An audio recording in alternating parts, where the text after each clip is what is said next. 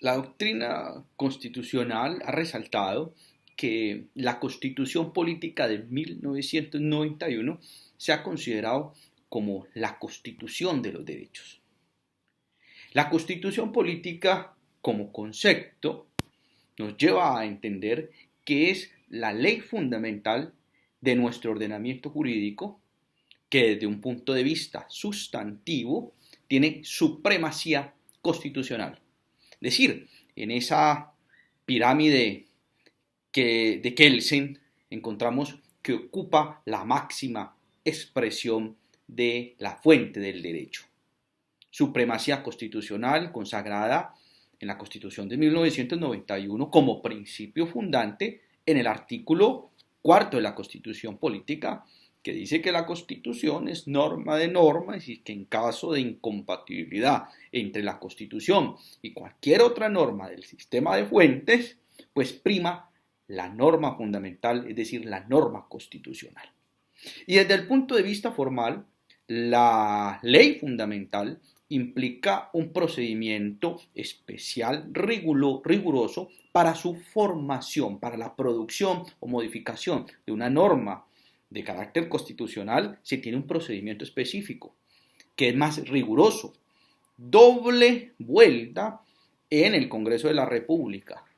No es el mismo procedimiento que una norma común, una norma ordinaria, un acto legislativo que permite la reforma constitucional implica un doble procedimiento o para formular una nueva constitución convocar a una asamblea nacional constituyente. Entonces, digamos que dentro de esa definición uno dice que la constitución política es la ley fundamental de nuestro ordenamiento jurídico que tiene supremacía constitucional y que exige un procedimiento específico, riguroso para la creación de este tipo de normas jurídicas.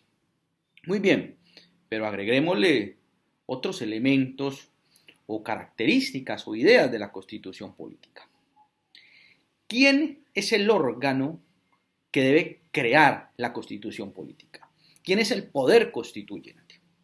Con el paso del tiempo uno encuentra que quien ejercía ese poder político, esa soberanía, estaba establecida en diferentes sujetos a lo largo de la historia.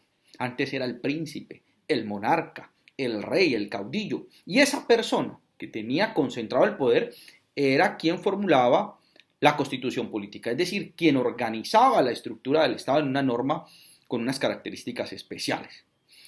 Con el devenir histórico, como todo ha venido cambiando en la historia, digamos que siguiendo a Heráclito, el mundo genera un devenir que cambia constantemente, encontramos que hoy por hoy el poder constituyente es el pueblo. Por eso uno encuentra al inicio de la Constitución de 1991 que dice el pueblo de Colombia en ejercicio de su poder soberano convoca a la Asamblea Nacional Constituyente, que está representada, por supuesto, a través de unos delegatarios, que son en representación del pueblo, quien se encarga o quienes se encargaron de debatir y formular esos postulados constitucionales que hoy tenemos en la Constitución de 1991. Ahora bien, con relación al contenido, ¿qué se podría decir con relación al contenido? El contenido de una constitución política, lo que debe contener una constitución, también ha venido evolucionando.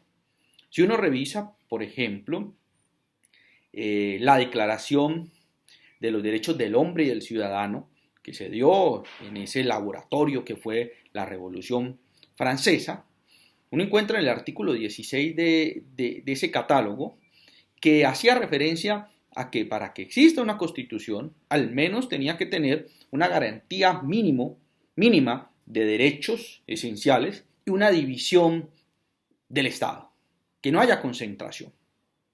De la misma forma, con el devenir de la historia, se han agregado nuevos elementos.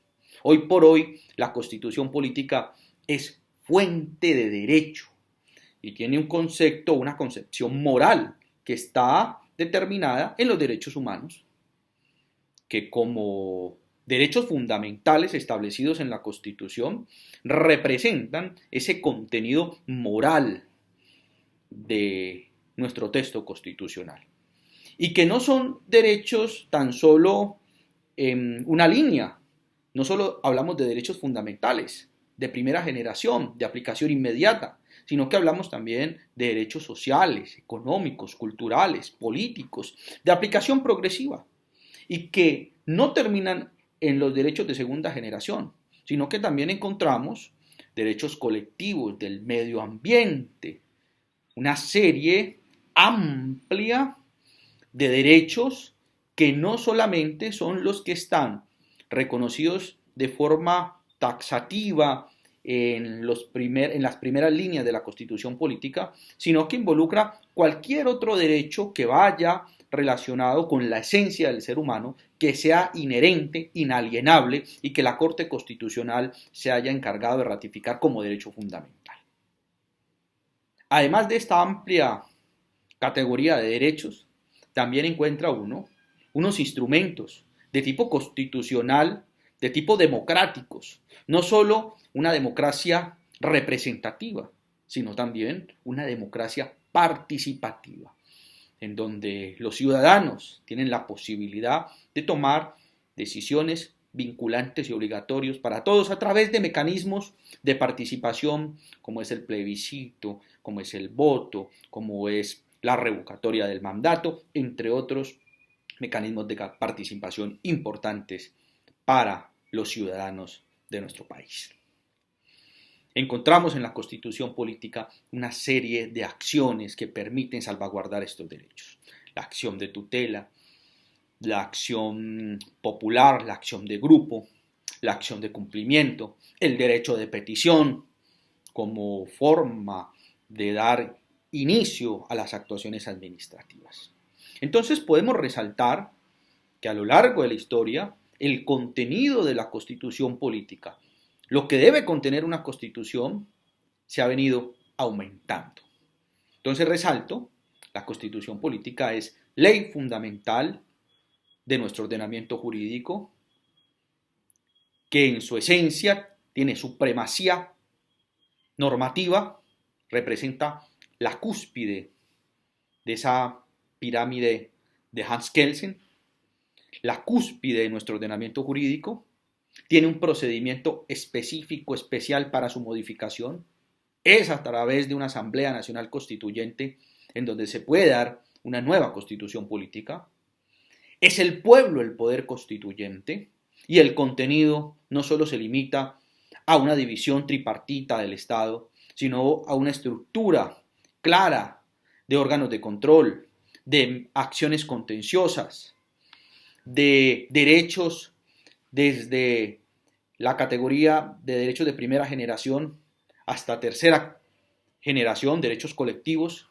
y una serie de instrumentos importantísimos para desarrollar esos valores supremos contenidos en el preámbulo constitucional. El bien común. Estos elementos quería compartirle a todos ustedes y me parece que son de gran importancia y deben ser conocidos no solo por los estudiantes de derecho, no solo por los abogados, sino también por los ciudadanos en general, porque hacen parte de ese sentido de pertenencia, de esa cultura general que tenemos que tener los ciudadanos de nuestra amada Colombia. Muchas gracias.